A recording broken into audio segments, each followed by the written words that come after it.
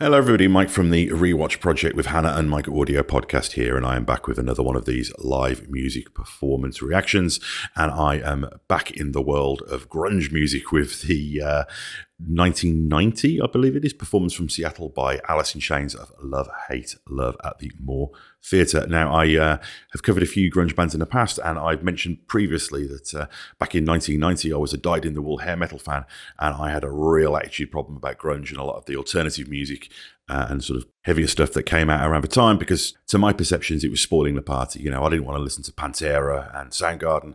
I wanted to drink Jack Daniels and enjoy Motley Crue and all of that nonsense. So, of course, I'm now returning to the genre with, I think, a little bit more maturity, and I'm going to look at some music from this era with hopefully a little bit more objectivity. So, quick reminder that I do appreciate feedback. Do leave comments here. Check out the Rewatch Project of Hannah and Mike podcast on this channel. I do pause these videos. I do talk over them a little bit. Sorry, that's how I do it. I would recommend, if you're watching this or listening to this song for the first time, do not follow my terrible example and do watch the song in its entirety first. But I'm not going to mess about. I'm going to get straight into Love, Hate, Love by Alice in Chains. Don't know this song, never seen his performance. Pure reaction time. Let's go. This next song is about pain. It's called Love, Hate, Love. It's about pain. Of course it is.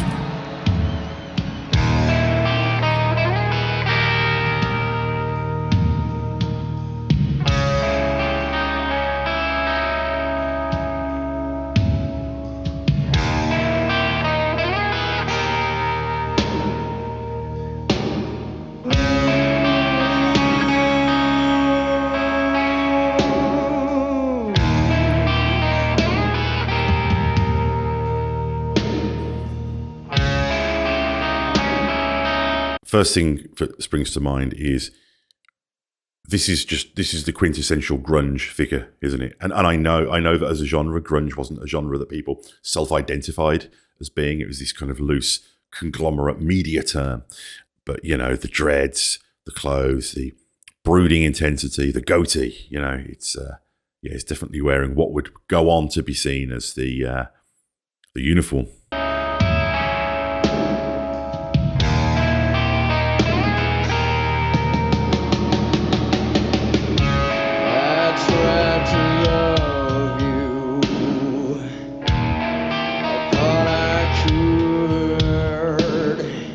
That vocal affectation is something that I think has come to be associated with the genre as well. You know, Eddie Vedder and Scott Weiland as well. It's a kind of closing of the throat. I think, you know, but I think of that when I think of the genre a lot. But this was 1990, you know, this is before Nevermind. This is before 10. So, you know, credit where it's due.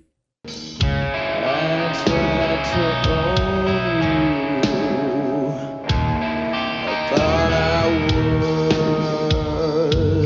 I wanna peel the skin from your face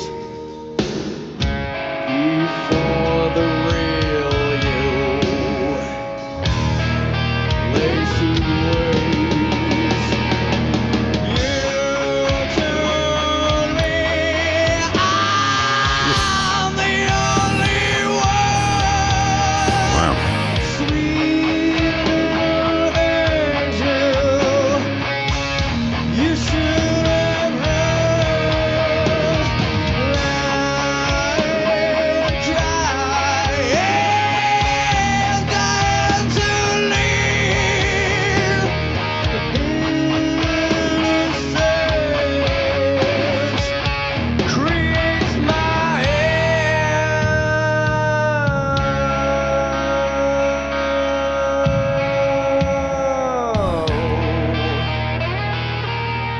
Okay, a couple of things that just occurred to me straight away is, first of all, the sheer musicality of this, because I think, you know, obviously a lot of people associate grunge with punk rock, you know, both from its sort of ideology as being a pushback against the commercialism and over technicality of the music that had preceded it in the decade before, you know, but also in the fact that it is that kitchen sink, anyone can do this.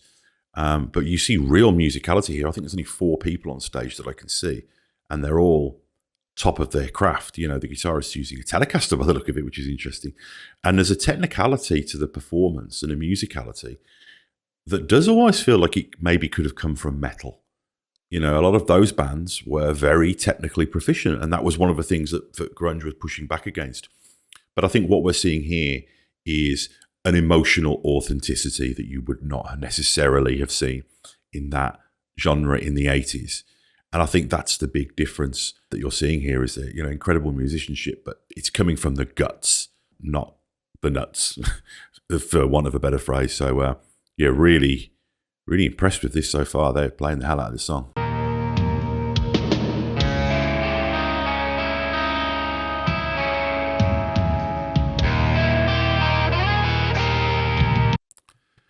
Another thing is the sparseness of this. It's particularly apparent with the drummer as well. Like, he's not overfilling. You know, there's these big spaces, there's these big gaps in the song, and it creates this feeling of almost like an empty room, a kind of loneliness, a disconnect. I think what you're seeing here is incredible musical judgment, you know, not feeling the need to fill every musical space and letting things breathe and letting the silence be part of that as well. Yeah, it really creates an interesting sensation of disconnect and emptiness that is really pretty sophisticated. See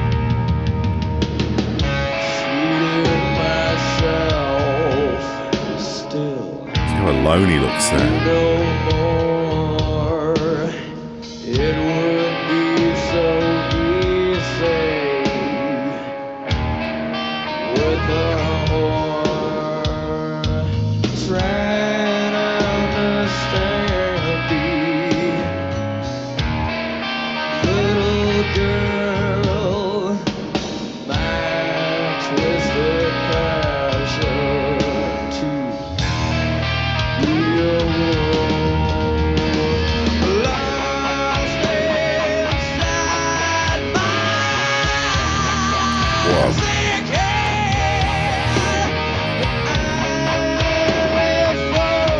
Remember when everyone had that bass?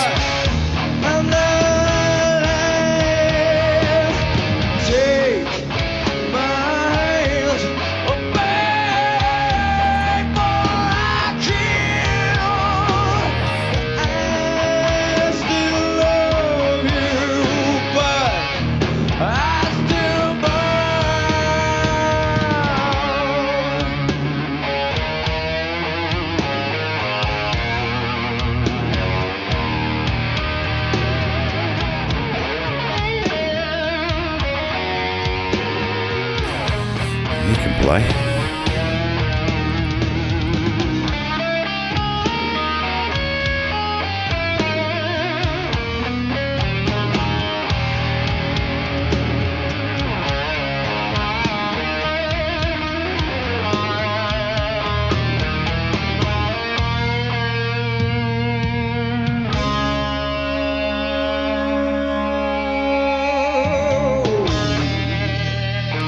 The amount of space that they're giving for song and the amount of breathing room really does create an interesting sense of drama. And also there is a theatricality to this performance. It's very subtle. And I think it's heightened by the black and white photography. You know, there's something almost as ridiculous as it may sound because of the differences between the band, both, again, musically and ideologically. It's almost like the Doors, you know, the way that you would see Jim Morrison using the microphone stand and the spotlight and the coming in and out of the darkness and the allowing silences to really be punctuated by those outpouring moments.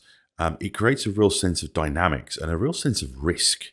There's a real sense that the band are on the edge of something a little bit and that there is risk and danger in this performance.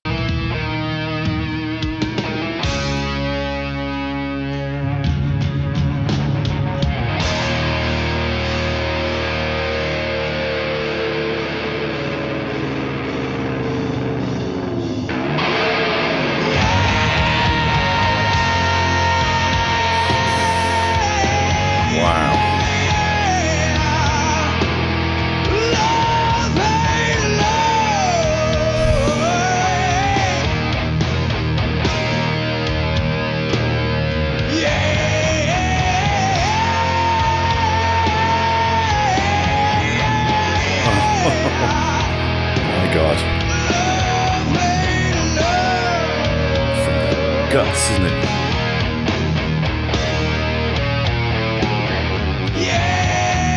Taste of riffs.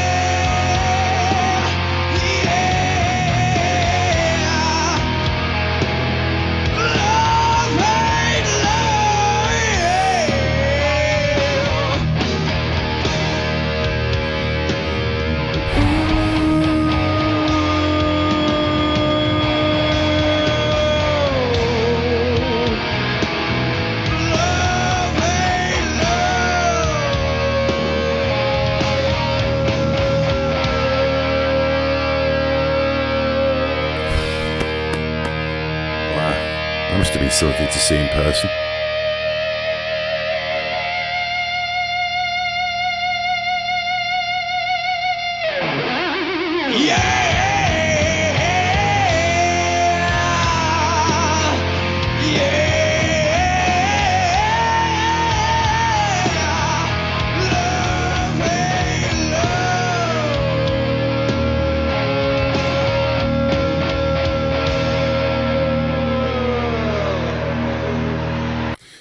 You know, this is a very overused phrase now, but there's something very iconic about that performance. Again, the silhouettes of the band, and just the sheer power of it. That was really good. That really actually kind of blew me away. I'm going to be watching this again pretty much as soon as I finish recording this. Yeah, that was sensational. But yeah, the musicality of that, the combination of the technical ability, but the rawness of the vocals and that emotional reality that was in this is a really potent combination that you don't see very often. So, what should I watch next? This is turning into quite the journey. Quick reminder that I do appreciate comments, feedback, suggestions for other things to cover. Also, check out the Rewatch Project with Hannah and Mike, the audio podcast that shares this feed. And also do take a look at some of the other film, TV, and pop cultural goodnesses on this channel. But yeah, Love, Hate, Love, Life 1990, Alice in Chains. Jesus. Okay, speak to you soon. Bye.